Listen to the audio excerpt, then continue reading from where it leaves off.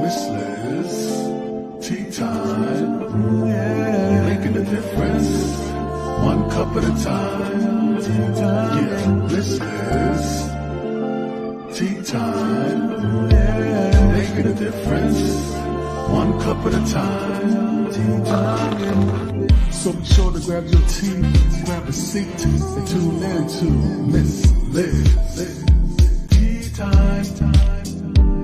Making a difference, one cup at a time. Tea time, yeah.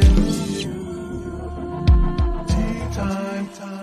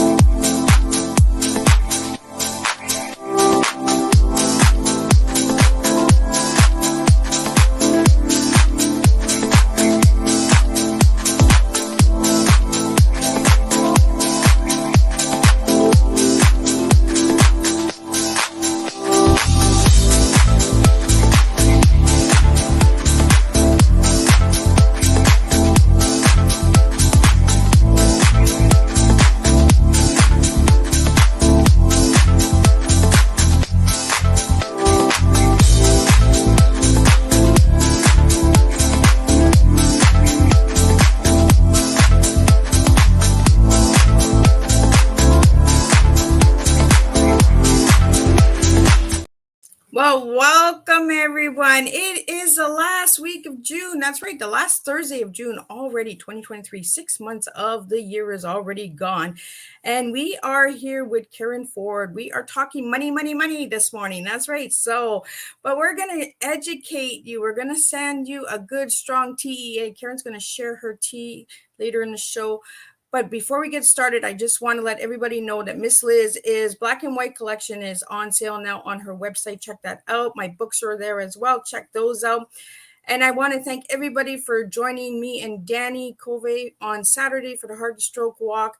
We so far have raised $480 of our $1,000 goal. So if you'd still like to make a donation, check out Miss Liz's Facebook page, all of my other platforms, and make a donation. As little as $5 will go a long way, and you get a tax receipt from the Heart and Stroke Foundation of Canada.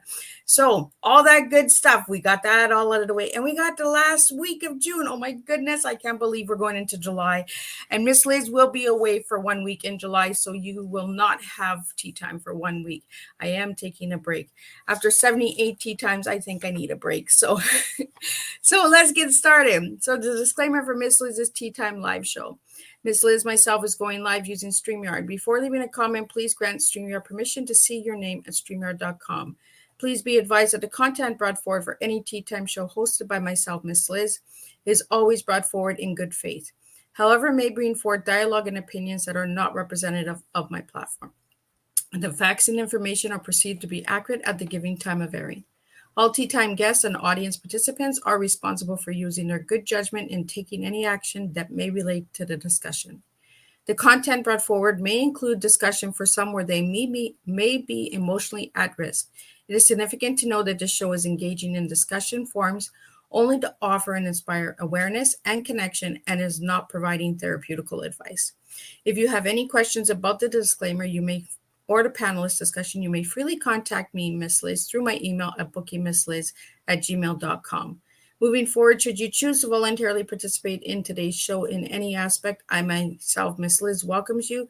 And should you decide that this show is not made for you at this time, I respect that and will see you at a later show at a later date and time. And again, all tea times this year in 2023 are done on a Thursday, 10, 3, and 7 p.m. Eastern Standard Time. If it is done on a Monday or Tuesday, it is a rescheduled show. This is how we work. We try to get everybody in, and we just serve good, strong TEAs over here. So now let me give you a little bit on Karen. Who's Karen, you're asking? Well, Karen Ford is a master financial coach, public speaker, entrepreneur, author, and real estate investor. Karen is a master financial coach, public speaker, entrepreneur, and author who has coached people with a variety of many issues, from just $500 in debt to $800,000 in debt. She has coached folks with up to 86 credit cards and taught them how to pay down and pay off those credit cards in record time. 86 credit cards. Ooh, we're going to get into that. Karen's mission is to inspire others to rid themselves of debt and build wealth. She encourages others to break the shackles of debt and gives valuable insight into building wealth so they can experience financial freedom. Karen Ford's #1 Amazon best-selling book, Money Matters, is discovery for many. This book is not only motivational, but practical.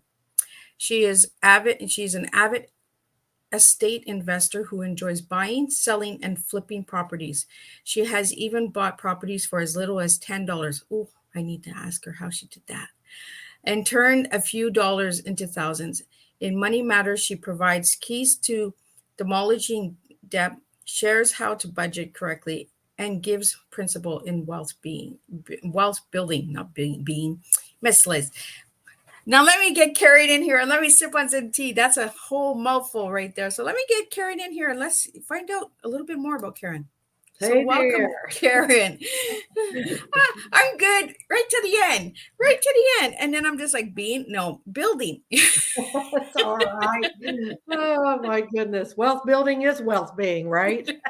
Right? We got to be a building to build. That's right. So Karen, welcome to the show. And I want to get into who Karen is. And I do this with all of the guests. So let's start with little Karen to Karen now. And then we're going to get into money. All right. Sounds good.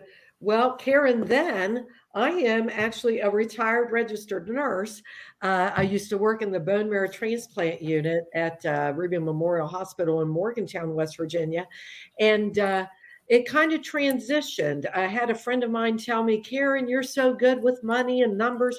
You ought to go get some more training and become a financial coach. Well, I took them at their word and I did. And I actually discovered after becoming a master financial coach that I love it. And actually, it was a great transition for me because in the nursing field, they were kind of switching things at that time from paper documentation to all computer documentation. And long story short, I fell in love with helping people in another way. And I know some people are watching thinking, wait a minute, how in the world did you get from being a nurse to being a financial coach? What do those two have in common? And actually, I look at it like this, Miss Liz. As a registered nurse, I helped people get healthy physically, but as a master financial coach, I help people get healthy financially.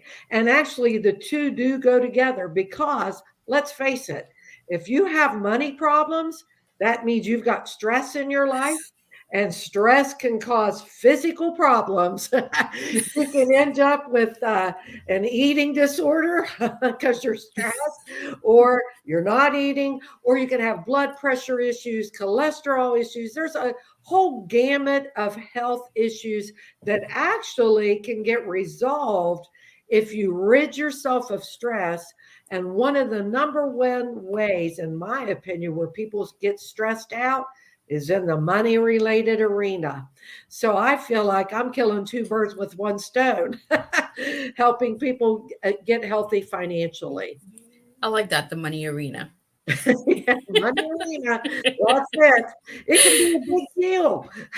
Right? It's like the goalie scores, right? Where you're throwing in the pucks, like you put yourself in that, you keep putting it in the goal. That's right. And then the goal just Right. Yeah, you know. people have so many, problems when it comes to money, and that's unfortunate. And I want to help people take control of their money. I really do. Because I look at it like this, Miss Liz, there's no financial situation that's hopeless. If you got yourself into debt, you can get yourself out of debt. Just like that couple that had 86 credit cards. Right? I was like, whoa, like how does anybody get that much credit card to begin with? Well, I tell you, this lady contacted me. This was several years ago, and she and her husband wanted to have a coaching appointment with me. And I said, okay. So we set the date and the time, and they both, showed up. And I asked a series of questions in my first coaching. session with a couple or an individual or what have you, because I need to get some kind of a picture, a snapshot, if I may say, of what your financial situation looks like. So I actually send an email first. Only takes about 5 minutes for them to give me the information I'm asking for. But in the coaching session itself, I start delving more in depth of what the money situation looks like for you. And so I start asking, okay, tell me what your utilities run each month. And then I start talking about monthly payments, credit cards. So one of the last questions I ask is credit cards. How many credit cards do you have? What are your credit cards? So I said, okay, can you tell me some of the credit cards you have? And they started naming them. And I said, okay, what's the balance? What's the payment? And then I said, is there anything else? And After 86 credit cards, right? Is there well, we anything else? started naming, I think they named maybe 25 or 30. And that's when I said, is there anything else? And the wife's face turned beet red. And she said, well, and now this is a married couple.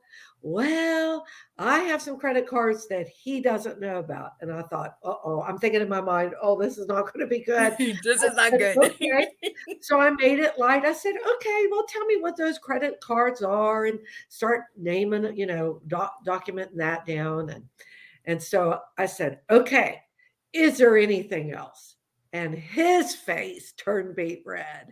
And he said, well, I have some credit cards that she doesn't know about. So when it was all said and done, by the time we were done, there were 86 credit cards.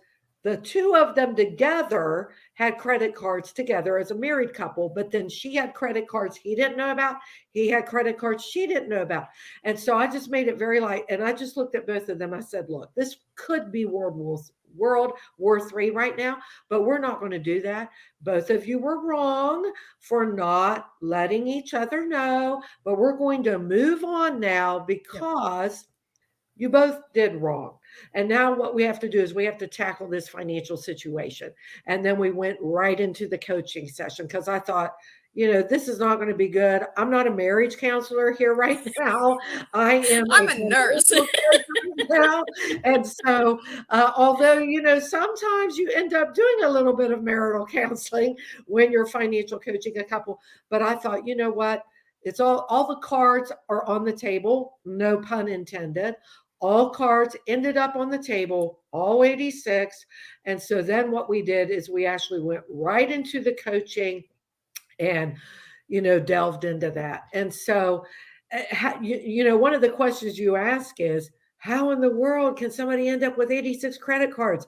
And, I asked myself that question, but I think there's two reasons for that. Number one, I know people are probably thinking, why in the world would a credit card company give another credit card to this couple? Well, there's a reason for that. They're going to make money because all credit cards have interest attached. And so they figure, if they're at 56 credit cards, because all they have to do, the couple doesn't even have to tell the credit card company how many credit cards they already have.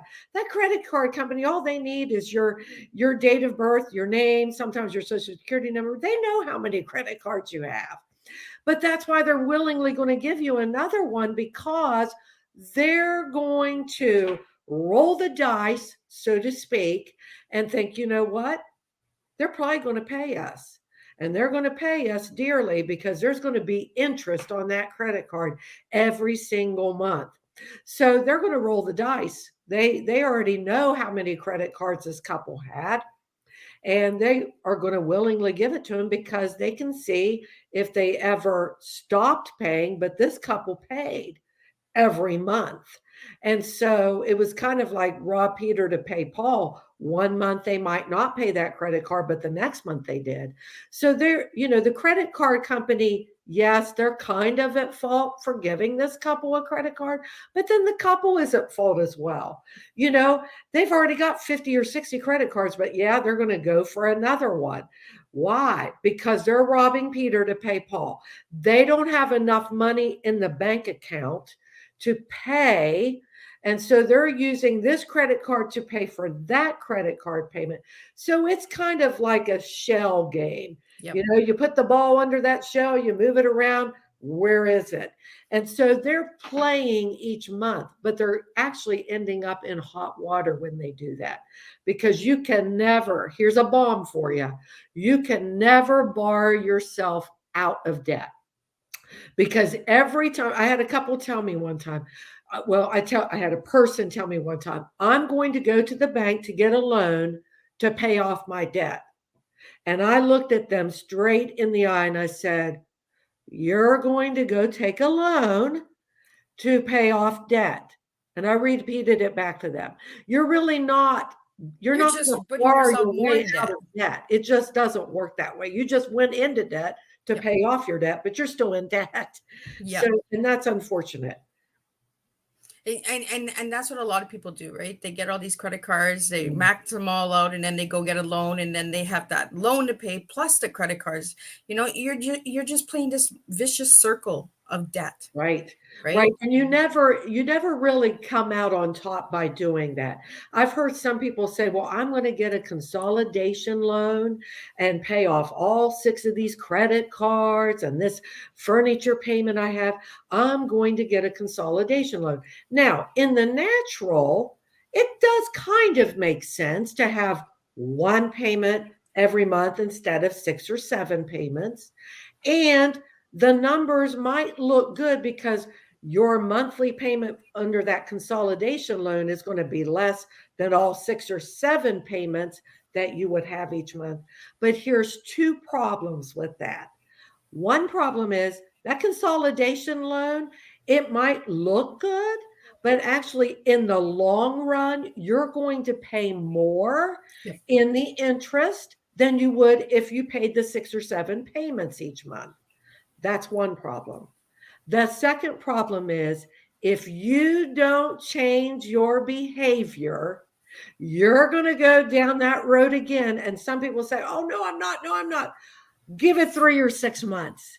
If you don't change your behavior, then you're not only going to have a consolidation loan, but now you're going to have a consolidation loan payment plus another credit card or 2 credit cards or whatever. Because if you don't change your behavior, you're going to do it again. Yep. That couple that had 86 credit cards, 2 years prior, they had a consolidation loan. So now, look, they have a consolidation loan and they have 86 credit cards. So if you don't change your behavior, listen, winning with money is not about head knowledge. It's really not. I am not that smart. But if I can change my behavior and train my behavior, then you can change your financial scenery. You can change your financial, you can change it. But if you don't change your behavior, you're going to go down that road again. I've seen it time and time again. Yeah. And it is true, right? It's the mindset. Change the mindset. If you stay in that same mindset, you're not growing, you're not changing, you're not getting ahead. All you're doing is just playing this vicious circle with yourself. Right. And it's like you said, Karen, the numbers might look smaller, the payments might look smaller, but the interest will kill you. The interest will eat you alive. Right. People are not reading the small print when they're getting loans. First of all, that's true. They think, oh, I'm getting $5,000 loan. Well, you know what? You're paying $8,000 or $9,000. You're paying an extra $4,000 because you haven't read the small print. That interest is coming. Right. It's just like on a credit card. You might have a credit card of $1,000, but with the interest, that credit card is actually $2,000 that you're going to have to pay. Right. That's so true. We're not looking, we're not informing ourselves, we're not getting the knowledge. And that's why I wanted to have you on as a guest so that we could understand these things. For all the listeners out there who are struggling with financial, like you said, we can get out of it. If you change your behavior, you change your patterns, you can get out of it. If 86 credit cards and a consolidated loan, and you were able to manage that and get them on track, is this couple back in credit cards? Have they changed their mindset? Actually, it's unfortunate. They ended up getting divorced about that. I knew was coming because the secrecy, right? Did you know that the number one reason that people get divorced is money fights? It has to do with money. And, it doesn't have to be that way. And it doesn't matter if it's, you know, if it's a married couple that was married in a church, if they're Christian, whether you're Christian or not Christian, it's all money fights. Half of the divorces have to do with money fights. And so listen, you can prevent that. I'll tell you why. Because yes, marriage counseling is important even before you get married, because you can't know everything about that person even before you get married. I've been married 15 years to my husband. I still don't know everything about him, and he's still learning about what it is to be a woman. Okay. So we don't know everything about each other, right? So here's another bomb. Opposites attract, right? Yes. We look different, we act different. I'm a type A personality. My husband is not. I'm like a bulldozer. He's very calm. He's easygoing. I'm not. But see, that's what attracted me to him. And I'm a strong person. And that's probably what attracted him to me. But we balance each other out. So here's the other thing.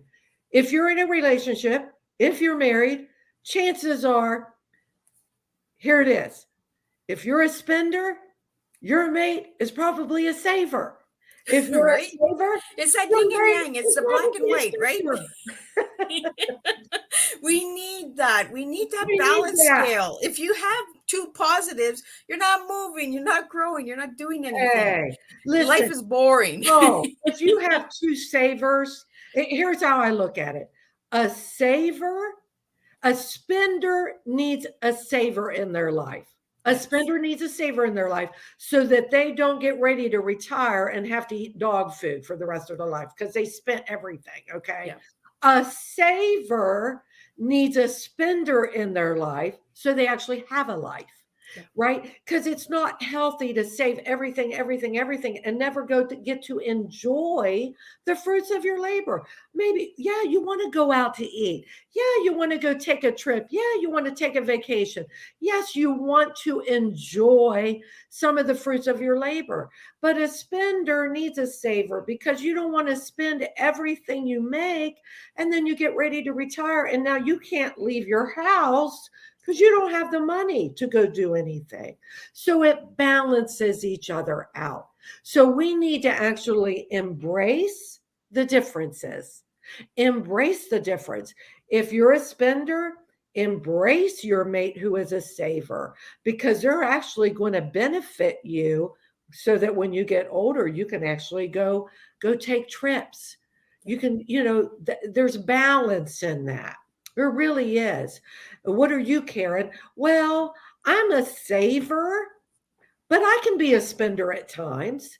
I save so I can spend, right? So I can go take a trip, so I can go enjoy life, so I can go buy that new pair of shoes, right? So, and that's balance. My husband and I tell you what, over the last several years, anytime we get ready to take a vacation, that vacation is paid for before we ever get on that plane or before we ever get in that car. And that's a true vacation. And I'll tell you why. I know people that will take their 3 or 4 or 5 kids on vacation. They'll go to Disney World, wherever they go, and they that credit card. Listen, that's not a vacation when you come home and that credit card bill comes in the mail, because that vacation that was meant to help you relax, you may have relaxed for that 5 or 7 or 10 days, but now you're not going to relax because if you charged all of that, now you're working, not only for your monthly expenses, but to pay for that vacation, which was meant to make you relax. So our thoughts are get that vacation paid for before you ever leave your house. That is a true vacation because now you don't have to think about a credit card bill coming in the mail after you get home. I like that, Karen, because, people go on vacations and then they come back and they're all stressed. They're more stressed than when they went on vacation. And you ask them, how was your vacation? Oh, I don't know. I got all this to worry about. you should come back and say, you know what, I had a joyful time. I experienced this, I did. But a lot of people will come back from vacation and they're more burnt out than when they went. Oh, You and know, that's it's so unfortunate. It's and so that's why I unfortunate. always plan vacation at least 3 months ahead of time. This is where we're going. This is what we're doing. There you Make out a go. schedule and, have it all, like you said, pay it before you go. So when That's you come back, you're not having these big headaches of, oh, I got to pay this now. I got to pay that, right. and a lot of people will take out loans to go on vacation. Like, Right. I'm just like, woof, what? Wow. What is going on? I think we need the education in the school systems at a younger age. I think grade 5, let's start giving these kids budget sheets and teach them how to take $10. Where would they put that $10, and not put it to the last dollar. Have that little bit extra, Right. because Right. that's how a lot of children are learning. I got $10, I'm going to spend $10. Right. Where's the savings? Where'd you Right. put your savings? You don't You have to know, spend it all. yeah, you brought up a very good point with children because children, I've had people say, well, how young? Oh, honey, you can start them at 3 years old. Right? They're not going to have the complete concept of money. But here's my thoughts. I don't know how it is in Canada, but in America, in the United States, there is such, and this has happened, it's always been there, but it seems to be very prevalent, especially over the last 6 or 7 years. There is such an entitlement mentality where It's like that in people think, Canada. oh, where people think, well, I'm going to stay at home and let the government take care of me. Really? I don't know that that's such a good idea. Because if you are expecting the government or someone else to take care of you, they're calling the shots. Yep. They're going to tell you what to do and what you can't do. So I tell people, look, if a child is 3 years old, have your children start earning money. Attach work with money. Attach money with work so that you don't have a 25-year-old living in your basement. Okay. This sense of entitlement, this entitlement mentality. I'm on my soapbox now because it's like nails on a chalkboard to me. Right? Oh, I can't stand it. So I tell parents, listen, if your child is 3 years old, put up a little board with a picture because they can't read yet, but as they Yep. get older and they learn how to read, you can attach words with money. Okay. But if they're not reading yet, attach, a little, what can they do? Okay. They're 3 years old. They can fold little washcloths. Is it going to Yep. be perfect? No, it's probably not going to be perfect. Hey, mommy's going to give you a 25 cents, or mommy's going to give you, a Canadian dollar. We're in Canada. Yep. Canada. They can even do dishes. Put the Okay, plastic Tupperware in. you're They can going to do do dishes. dishes.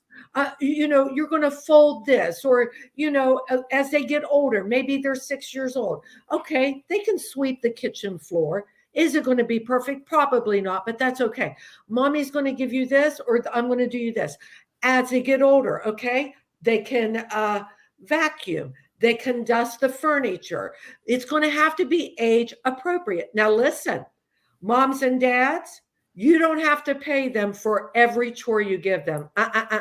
Just because they're a part of the Ford family, just because they're a part of the Miss Liz family, just because they're a part of the Smith family, whatever family you are in, listen, moms and dads, you go out and work and then you come home. No, no, no, no, no.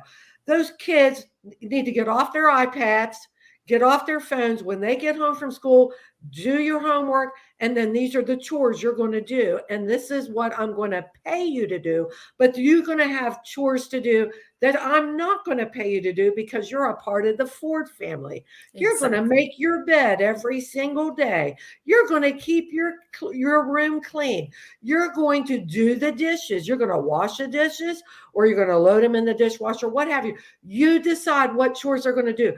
It's unfortunate that moms and dads come home from work and they're cooking, they're cleaning, they're doing the dishes, and their kids are in their room watching TV on their iPhones, on the iPad, and they're not doing anything a part of that household. Yep. You moms and dads, listen. I grew up I'm one of 7 kids, and we begged our mom and dad, please get a dishwasher, please buy a dishwasher. And you know what my mom's answer was? We don't need a dishwasher. I've got 7 of them. So That's what my grandma used to say too. there were chores that we did, and every Saturday it was a 2 hours. All the girls, all the boys had chores to do. We cleaned the house from the top down. All beds were made. The vacuuming, everything was wiped down. The windows were washed. The boys had to clean out the basement. They had to mow the grass. All of that was no pay. Okay. So don't give your children an allowance. Why would you give an allowance? Just for breathing? No, attach money with work, attach work with money, so you don't have a 25-year-old or a 30-year-old living in your basement mooching off of you. No, our job as parents is to raise our children to be a part of society, good citizens, working and living in their own place. So that's a big soapbox, but you can start teaching your children at 3. Get 3 jars. Put one save, one says spend, one says give. We can also teach our children to give. It's healthy to give and to help other people. But I will have to say this, moms and dads, they're going to learn by example. Yep. So as parents, if we're not doing it, we can't say, don't do as I do as I say. No, we're modeling for them what they're going to do. So if we don't want our kids to get in debt, moms and dads, don't model pulling that credit card out and swiping it. Don't pull out your Apple Pay on your phone and teaching them that way. We need to model what we want them to do. Yeah. Right. We have to be that example. We do. I am so glad that you are here this morning, because moms and dads out there and listeners and the ones that will listen to the replay later, listen to this. We really have to start taking this entitlement mentality away, because you got to work for stuff. You can't just, it's mine, it's mine, it's mine. Like if you buy a brand new couch, all of a sudden your 20-year-old is saying, well, I bought myself a new couch today.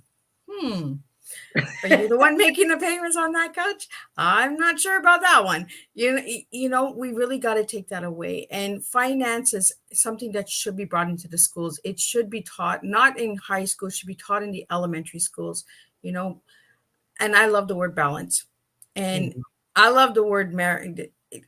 Marriage is one of the topics I put on my Facebook yesterday. Everyone's talking about marriage. They think it's an instant happiness. It is not. It is work.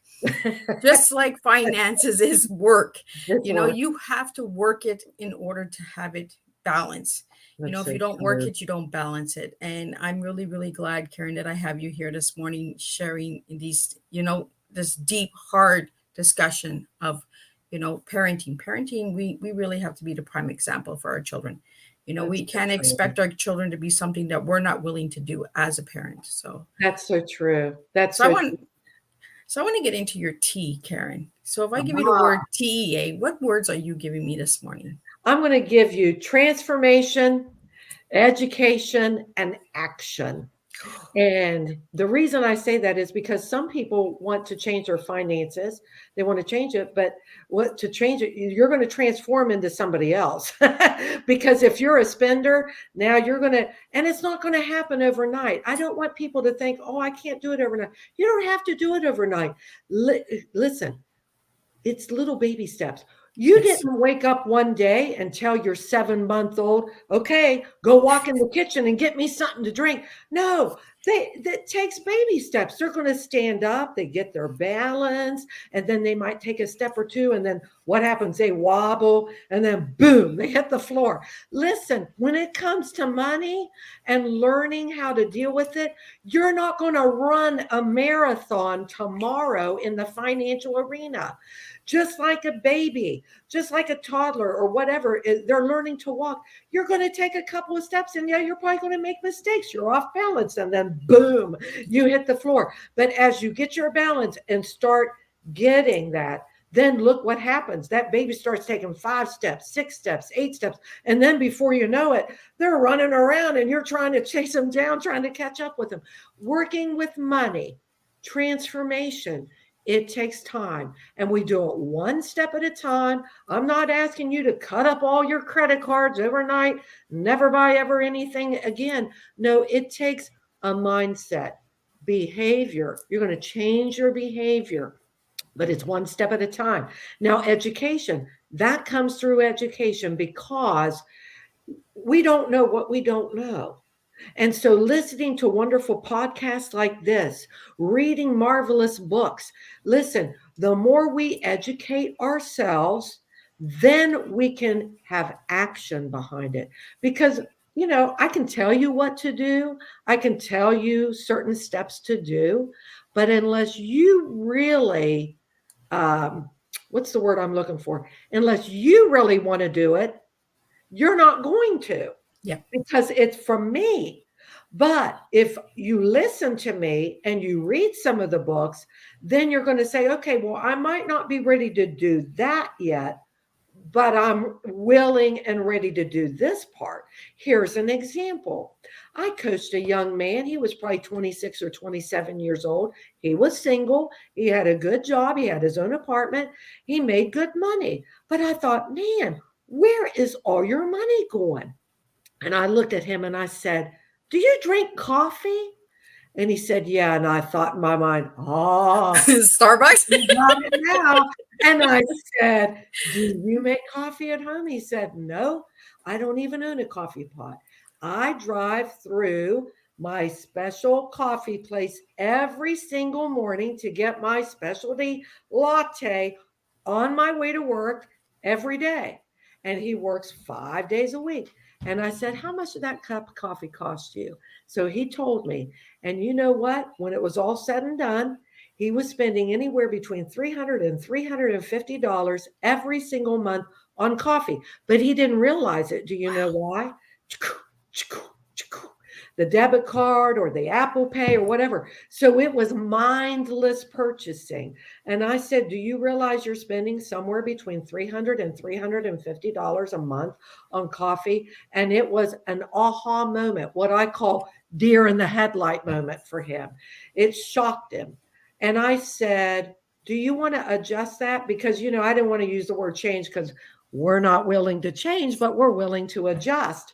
So I said, are you willing to adjust that? He said, yes, I am. I said, what are you willing to do? Now, I could have told him, stop going through that coffee place, start making your coffee at home.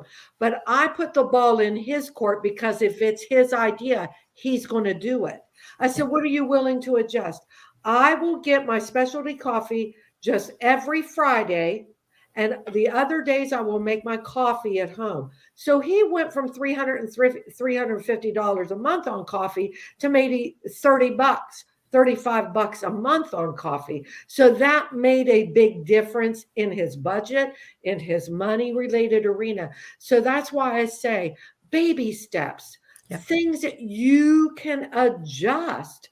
Do you drive to a convenience store on your way to work once or twice or 3 times a week because you forgot to pick up a gallon of milk or a loaf of bread at the grocery store? Let me tell you something. Convenience stores, convenience costs. Yep. Convenience costs. When you go to the grocery store, those shelves right there at the register are called impulse shelves. Do you know why they're called impulse shelves? Because all the gum and the mints and the eyeglass kit and all of those things, they know that we're going to make a last purchase. Oh, it's only $2. Oh, it's only $3. Oh, it's only $4. But that only adds up.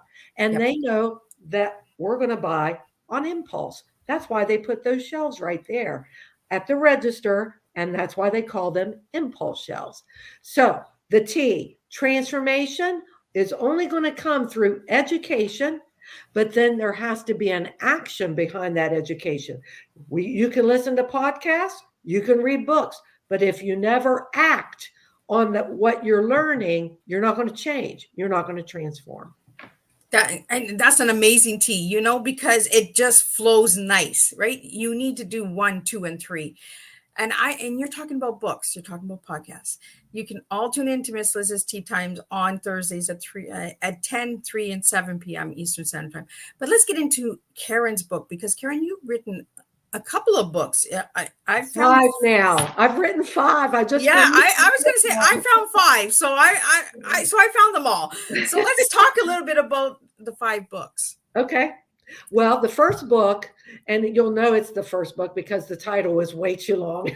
It's called 31 Days to a Greater Understanding of Money. And that book is a 31-day devotional.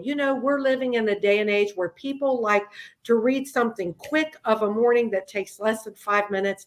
That's one of the reasons why I did a devotional, because we live fast-paced lives. You get up in the morning, you got to scurry out to work, but you a lot of times will take that 5 minutes to listen to a 5-minute something on a podcast or read something that's going to take you less than 5 minutes. I'm a Christian, so it made sense to do a 31-day devotional. I wasn't ready to do a 365-day devotional. I thought, well, let's just get it wet a little bit here. Let's get my feet Let's just start off with baby steps. Let's do baby steps. So I did a 31-day devotional. That's the first book. The second book I did, which is the hot one, what I call hot, is Money Matters. And that book, the reason that it is titled Money Matters is for 2 reasons. Number one, money really does matter, because you've got to have it to live. You got to have shelter. You got to have food. You have to have money to live. So that's one reason why I entitled it Money Matters. The second reason why I entitled it Money Matters is because that book encapsulates matters surrounding money. Whether you want to learn how to properly budget, whether you want to get out of debt, whether you want to demolish debt, it goes through the steps of demolishing debt. What about right thinking with money? Does it really matter how we think about money? Oh, I guarantee you it does, because thoughts become words, words become actions, actions become habits, and habits become a way of life. So what we think about money, absolutely. Because if you keep thinking, well, I'll never get out of debt, I'll never get out of debt, I'll never get out of debt, guess what? That's going to come out of your mouth. And then you're never going to get out of debt because you said it. And everything within your being is going to act on those words. So that's very important how we think about it. And then what about retirement? What about investing? Do you want to know how to invest in the stock market? Do you want to know how to invest in real estate? Do you want to know how to prepare for retirement? That book encapsulates matters surrounding money. The third book is Money Nuggets. That's a nice little stocking stuffer, or just a quick little read. It's Money Nuggets because it's statements, quotes that have to do with money. Okay, here's one. You can beg, borrow, or budget. That's a quick quip. All right, so that's Money Nuggets. And then the last book, which was just released, and I'm thinking and hoping I don't do another book for quite a while, because the writing is not something I enjoy. It's a lot of work writing a book. It's a lot of work. And some people are literary. I don't consider myself literary, so writing is tedious, laborious. I don't really enjoy it. But the last one is called God's Economy. It has to do with the heart, your health, habits, and hope. What kind of heart do we have when it comes to managing money? And so that's the fifth book, and hopefully the last book for a while. Okay, I found a book that says You Can Do It. Oh yeah, that's another one. Sorry. That is another one. I find somebody else's book here. Sorry about that. That's it. You Can Do It is on real estate investing. Real estate investing, whether you buy from a real estate agency, a realtor, or you buy from an auctioneer, or you buy from the state auditor auction, or, whatever. Or maybe you want to get into rentals. Maybe you want to buy and then maybe just do something real quick, clean the house out, clean it up a little bit and just sell it. Let somebody else flip it. Or maybe you want to buy it and flip. Thank you for reminding me of that. Good Lord, I forgot about that book. I do my homework. Yes, you do. But that has to do with real estate investing. Listen, real estate investing is a great money maker. I really enjoy it. I have a passion for it. I like it. So you asked about the property that I bought for $10. Yeah, for $10. Yeah, this was several years ago. I was just getting into real estate. I had delved into it a little bit. I had rentals at that time, but now I don't know how it is in Canada. So we're going to have to probably figure this out. But in the United States, every state has what they call a state auditor office. And we have taxes we have to pay on property every year. Yes. You have taxes there. So I don't know how they do it in Canada. But if you don't pay your property taxes every year, then it ends up where the state auditor office is going to sell it. Yep. So I don't know if Canada does that or not. Yeah, we do it too. Okay, well, I don't know what that office is called, but you could probably call them and find out, hey, what do you do with properties that have not paid their property taxes for 2 or 3 or 4 years? Do you auction them off? Because that's what happened with us. They auction it off. And at that time, the bidding started at $10. And so I didn't know what I was buying, but I was excited because I'm type A personality. I just want to buy something. I just got it. I just want to buy something. And so, that should have been a clue. Nobody bid against me. I thought, oh, good, I got a property. No, don't bid. It's mine. It's mine. Yeah, I kind of knew where the property was, but I had not laid eyes on it. Okay. So there's a process, the previous owners had an opportunity to redeem it, but they didn't. And I went through the process. There is a process in that. I acquired an attorney. I did what I had to do. And then I got the deed. Well, I got the deed in the mail and I thought, well, I better go figure out where this is. So I went, long story short, it was a mobile home, kind of beat up looking on the lot. And there was a big sign on it with a big padlock. And the sign said, do not enter. This was a meth house. Oh, boy. Good thing I only paid $10. And I thought, now, wait a minute. What am I going to do with you? Because you can't clean that up. You got to get rid of it. And I thought, okay, let me think. I thought, you know what? I'm not going to move this mobile home. It's on the lot. And so I'm just going to sell it. I only paid $10 for it. So I posted pictures. I posted, the lot size, and I put the description on Facebook Marketplace. And I said, you cannot live in it. This was a meth house. You have to remove it. You're buying this mobile home with the lot.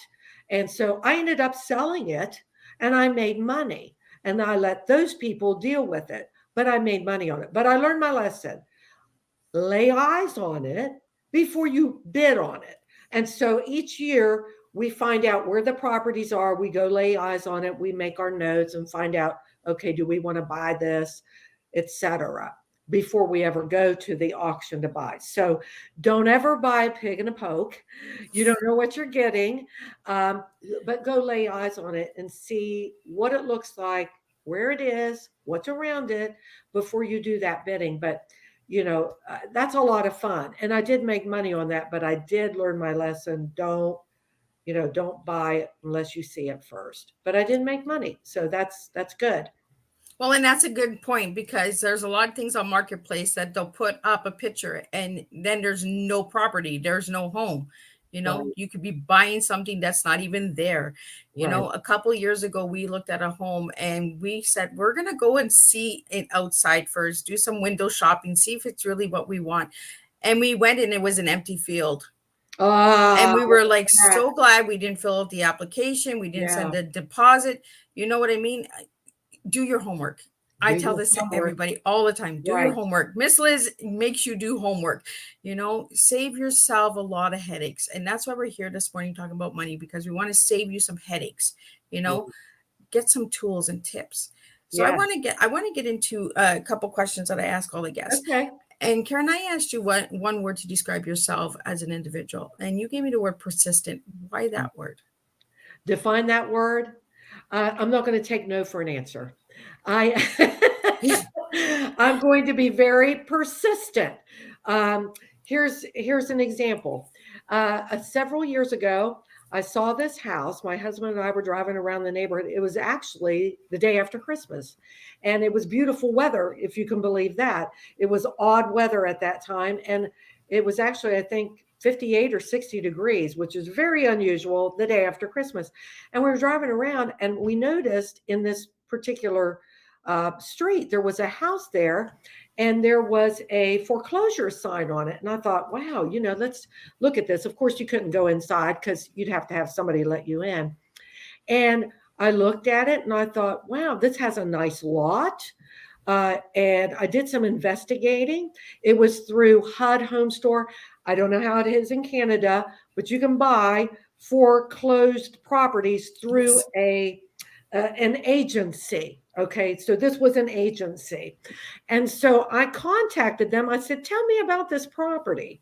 And they said, well, it's foreclosed on, but they had just put in a brand new central air conditioning unit, a brand new heating furnace, and a brand new hot water tank. And I thought, wow, those are big ticket items.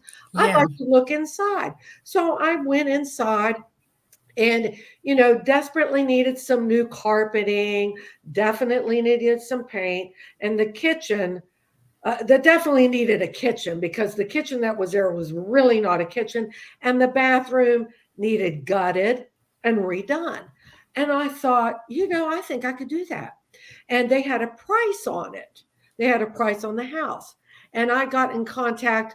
Even though it was a foreclosure agency, I still had to go through a realtor to be the middleman. So I called my real estate agency agent, and I said, I want to bid on this property.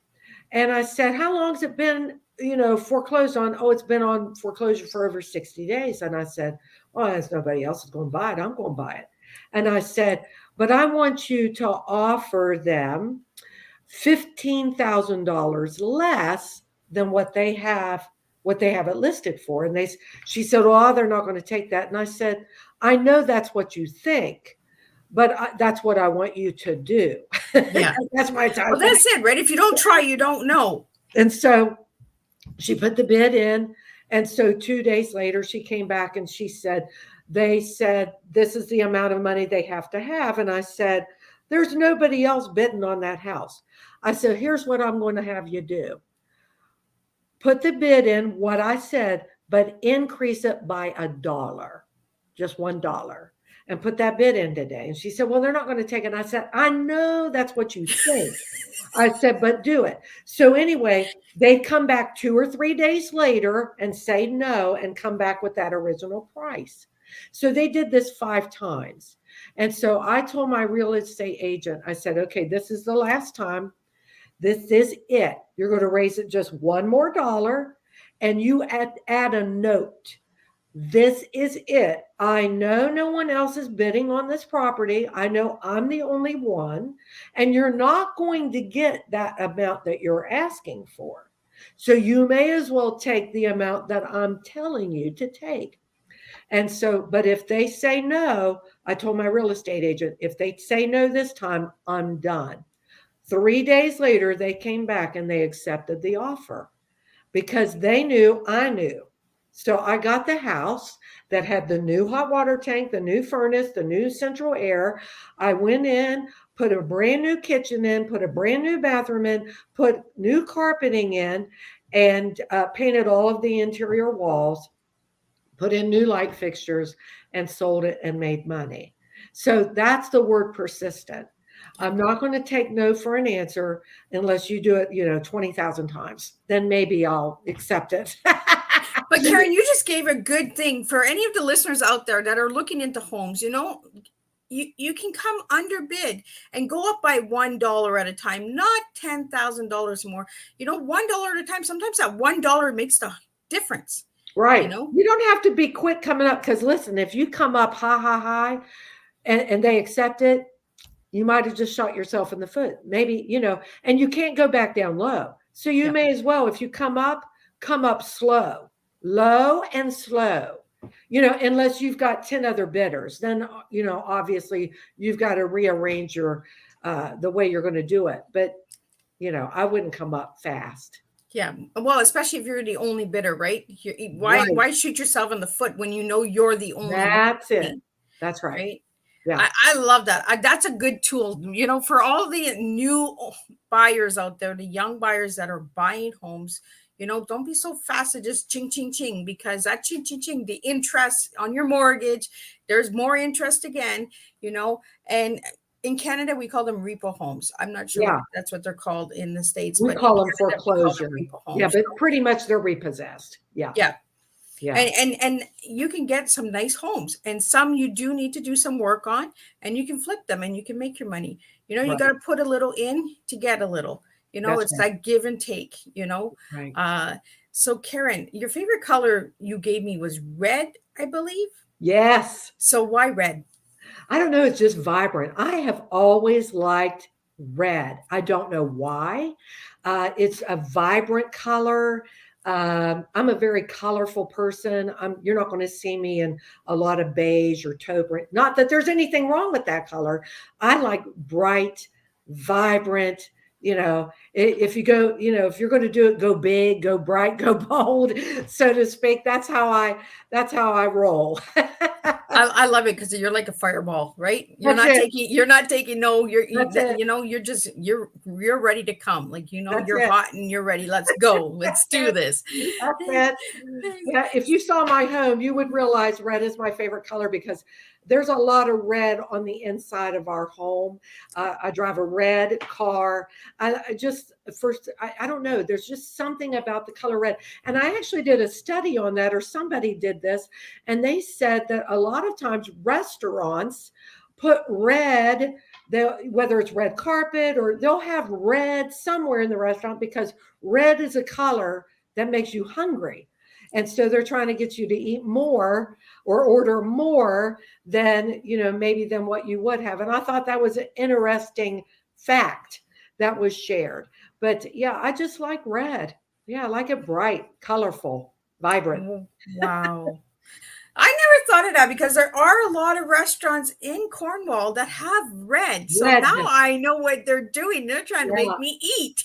Well, and if you go someplace, blue is a very calming color. So, not to be morbid, but a lot of times funeral homes have blue, various shades of blue. It's places that, and I think courtrooms or courthouses may have blue because it's a calming color. Think about the ocean. It's blue. It's very calming. So that's just interesting. That's why I asked that question, what your favorite color is. And as you can see, I'm wearing red. To represent and to give honor to my guests, I wear their favorite colors. I like the So red. they're not in their posters, they're not in their flyers, they're on Miss Liz. So you just got to keep checking Miss Liz out and see what color Miss Liz is actually wearing. Miss Liz is wearing black and white. I am wearing Miss Liz's hoodies. They are very comfortable. But I have the red scarf on. I have the red bracelet on. I represent my guests in honor of them taking the time. And I've got your fuchsia to match the Miss Liz TEA. There you go, right? This is how we blend. We That's flow nice and smooth together in this house. So before we wrap up, we're getting to the hour here. We have a couple minutes left. Karen, 3 quick tips for anybody out there on money. 3 quick tips. Number 1 way to take control of your money is the 4-letter word budget. It's really not 4 letters, but a lot of times people think it's 4-letter cuss word, and it is not. Number 1 way to take control of your money is budget. Number 2 tip, be in the driver's seat with your money, because if you're not in the driver's seat with your money is going to leave you and you won't know where it went. And number 3 is hope. It doesn't matter how much debt you have. There is always hope for your financial situation. I love it. This is how we work. We budget and we drive and we have hope and we keep going on. I really want to thank you, Karen, for sitting and having tea with me today. Without educating the public and getting these on these podcasts, there's podcast is a new way. Pod is a podcast audio. You're driving, you can listen to this podcast. If you found that this tea time was it resonates with you or could help somebody, share the tea time. Keep share. We can always get it out there. And again, Karen, I want to thank you for joining me. I will be back at 3 p.m. with podcasting. That's right, we're doing podcasting this afternoon with Dr. Tina Ramsey from the United States. Today we're in the United States all day. And she's going to be talking about networking, podcasting, how to build your business, all of that good stuff. Get online, get into the virtual land. We're going to talk a little bit about the AI, how you feel about that as well. And then in the evening, we're going to be going into the United States again, and we're going to be talking about books. We're going to be doing some mystery, some suspense, some comedy, all of that. We're going to be joined with Ann Charles from the United States, and she'll be talking about her Deadwood series. So you want to check that out. So today, the guests are persistent, and determined. Those are the 3 words that we are serving today on Tea Time. So until then, I will see everybody at 3 p.m. Eastern Standard Time with the second Tea Time of June 29th, 2023.